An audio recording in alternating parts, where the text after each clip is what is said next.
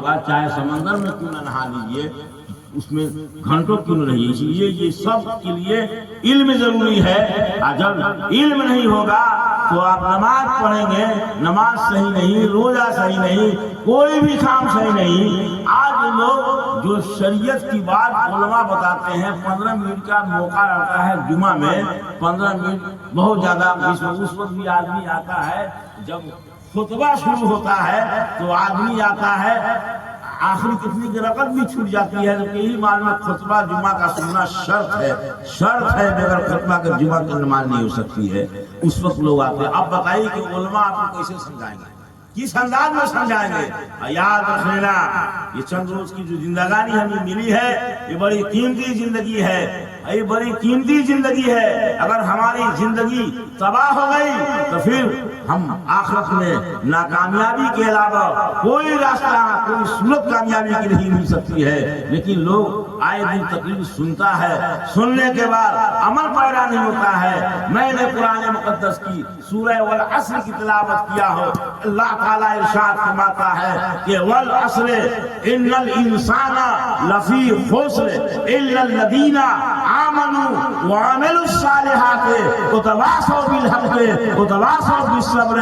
ترجمہ سنیے، زمانہ موجود کی قسم کہ انسان گھاٹے میں ہے، انسان نقصان میں ہے، انسان خسارے میں ہے، لیکن آگے سنو، طبیعت تمہاری مدد خوش ہو جاؤ گے، تمہارے دل باغ باغ ہو جائے گا۔ آگے اللہ فرماتا ہے الا الذین آمنوا، وہ گھاٹے میں نہیں ہے جو ایمان والا ہے۔ سبحان اللہ، بولو نا سبحان اللہ۔ سبحان اللہ۔ وہ گھاٹے میں نہیں ہے جو ایمان والا ہے، جس کے سینے میں ایمان کی دولت ہے۔ ارے ایک طرف ایک بہت دولت مند ہے، سرمایہ دار ہے، ایمان سے خالی ہے، قرآن پڑھ رہا ہے کہ گھاٹے میں ہے، نقصان میں ہے۔ اس کا گھاٹا نقصان کیا ہے؟ وہ جہنم میں جلے گا۔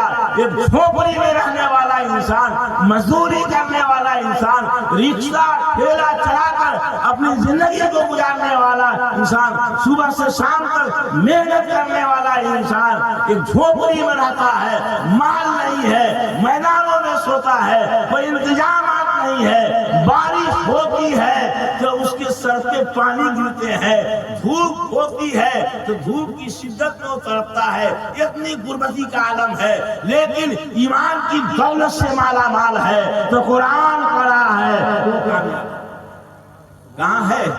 آج مولانا کی تقریر بات ہو رہی ہے، ادھر ہو رہی، یعنی ہمارے وقت کی کوئی قدر قیمت ہی نہیں رہ گیا ہے کہ ہم مومن ہیں۔ اللہ تعالیٰ نے جو ہم کو پیدا کیا ہے، وہ مقصد کیا ہے پیدا کرنے کا؟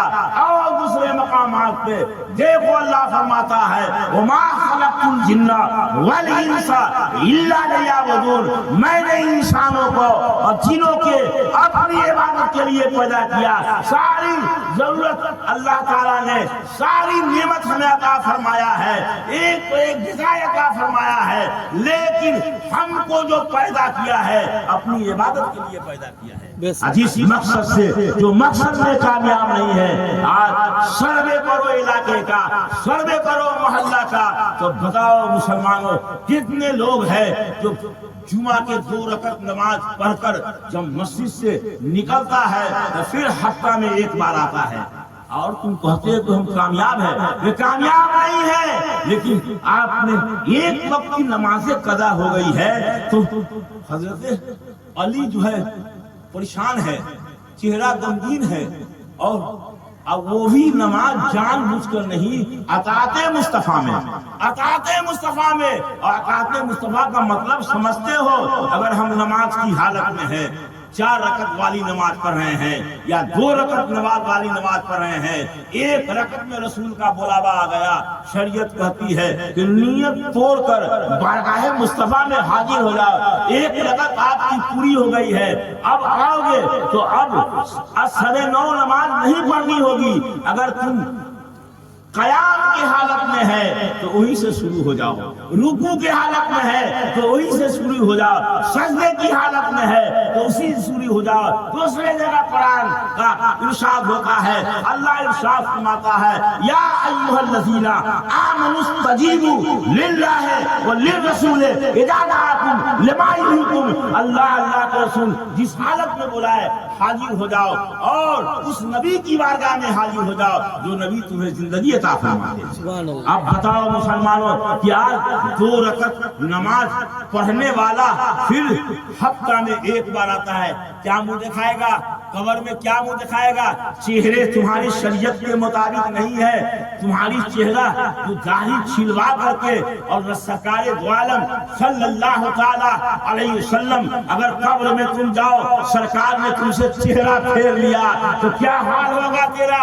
سنو مسلمانوں، غور کرو، نبی سرکار مفتی اعظم ہند علیہ رحمت الرضوان اس قبر کی منظر کشی فرماتے ہیں کہ میرا دین و ایمان فرشتے جو پوچھے، میرا دین و ایمان فرشتے جو پوچھے، یا رسول اللہ تمہارے ہی جانب اشارہ کرو، میں تمہارے ہی جانب اشارہ کروں۔ یہ تو مفتی اعظم کا سنا، اب اعلیٰ حضرت کے سنو کہ فرماتے ہیں، اعلیٰ حضرت سرکار فرماتے ہیں نکیرین کرتے ہے تعظیم میری، نکیرین کرتے ہے تعظیم میری، یا رسول اللہ فدا ہو کہ تجھے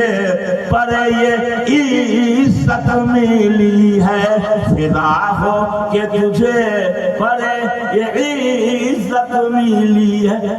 آپ نے سنا نا حدیث علماء سے کہ کیسی بھیانک صورت ہوگی، ڈر جائے گا، لیکن وہ کیسا غلام دنیا سے جا رہا ہے کہ فرشتے اس کی تعظیم کر رہے ہیں، اس مرد مومن کی تعظیم فرشتے کر رہے ہیں، جبکہ حدیث پاک میں جو منکر نکیر کی جو صورت بیان کیا گیا ہے، بڑے بھیانک صورت، لمبے لمبے دانت، بڑے بڑے بال، چیرتے ہوئے زمین کو آ کر انسان سم جائے گا، لیکن ایسے عاشق رسول، ایسے مومن کامل دنیا سے جائے گا تو اس کی تعظیم وہ منکر نکیر کریں گے کہ آنے والا عام انسان نہیں ہے، آنے والا اللہ کا مقرب بندہ ہے، آنے والا سچا عاشق رسول ہے، آنے والا اعلیٰ حضرت جیسا شخصیت ہے، آنے والا مفتی اعظم جیسی شخصیت ہے، آنے والا سرکار سلطانی جیسی شخصیت ہے۔